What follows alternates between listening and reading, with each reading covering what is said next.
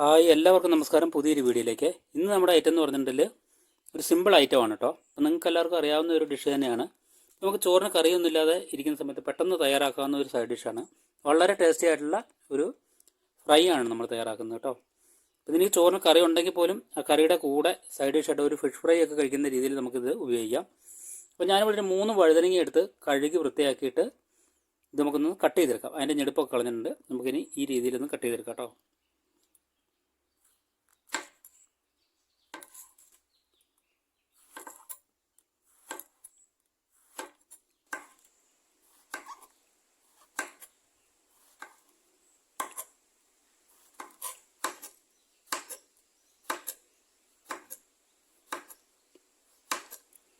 നമ്മൾ അത് മൂപ്പത്താത്ത വഴുതനങ്ങ ആകുമ്പോൾ നമുക്കിത് കറ ഉണ്ടാവില്ല. ആ കറയ്ക്ക് ഒരു ടേസ്റ്റ് വ്യത്യാസം ഉണ്ടാവും. അപ്പോൾ മൂപ്പത്താത്ത വഴുതനങ്ങ എടുക്കാൻ ശ്രമിക്കുക. അപ്പോൾ നമ്മൾ 3 വഴുതനങ്ങയും കട്ട് ചെയ്തെടുത്തിട്ടുണ്ട് കേട്ടോ. നമുക്കിനി ഇതിൻ്റെ മസാല തയ്യാറാക്കാം. അപ്പോൾ ഇതുപോലത്തെ ഒരു പാത്രം അങ്ങോട്ട് എടുക്കുക. ഈ പാത്രത്തിലേക്ക് ഒരു 2 ടീസ്പൂൺ കാശ്മീരി മുളക് പൊടി കേട്ടോ, 1 ടീസ്പൂൺ മീറ്റ് മസാല, ഒരു 1/4 ടീസ്പൂൺ മഞ്ഞൾപ്പൊടി, 1/2 ടീസ്പൂൺ കുരുമുളക് പൊടി, ഒരു 1/2 ടീസ്പൂൺ ഉപ്പ്. ഇനി ഒരു ചെറുനാരങ്ങയുടെ നീരും കൂടി ഒഴിച്ചു കൊടുക്കാം.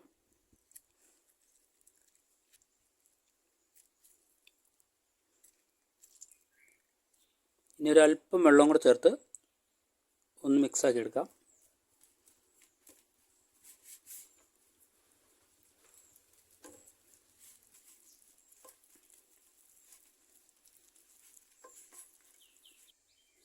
ഇനി നമുക്ക് നമ്മുടെ വഴുതനങ്ങയിൽ ഇത് ഓരോന്ന് ഇതേപോലെ പുരട്ടി കൊടുക്കാം.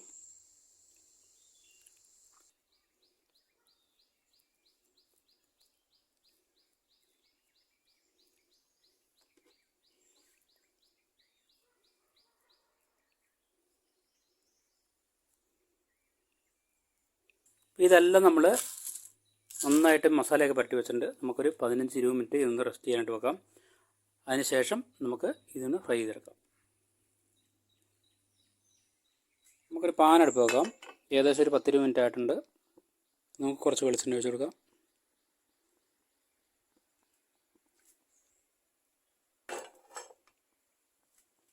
നമുക്കിവനെ ഓരോന്നായിട്ട് ഇട്ട് കൊടുക്കാം.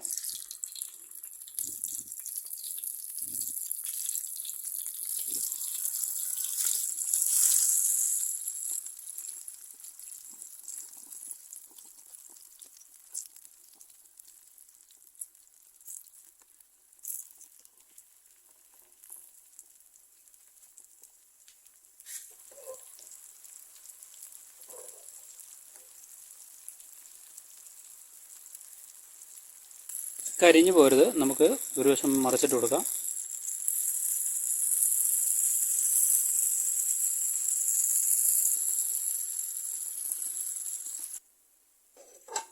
അപ്പം നമുക്ക് ഫ്രൈ ആയിട്ടുണ്ട്. ഇതൊന്ന് പാത്രത്തിലേക്ക് മാറ്റാം.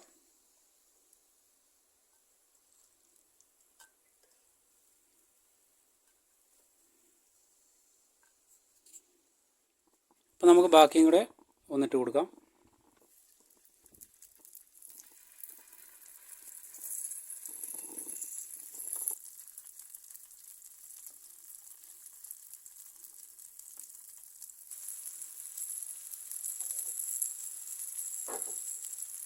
ഇതും വേവായിട്ടുണ്ട്, ഫ്രൈ ആയിട്ടുണ്ട്. നമുക്കിതും പാത്രത്തിലേക്ക് മാറ്റാം.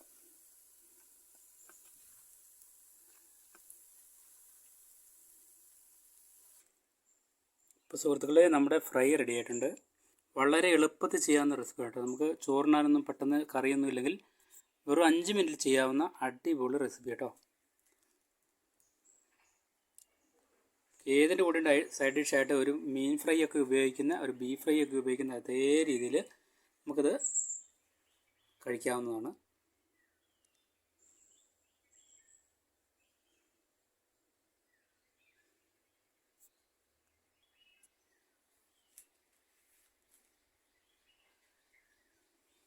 സുഹൃത്തുക്കളെ, ഇഷ്ടപ്പെട്ടാൽ ഒന്ന് സപ്പോർട്ട് ചെയ്യുക.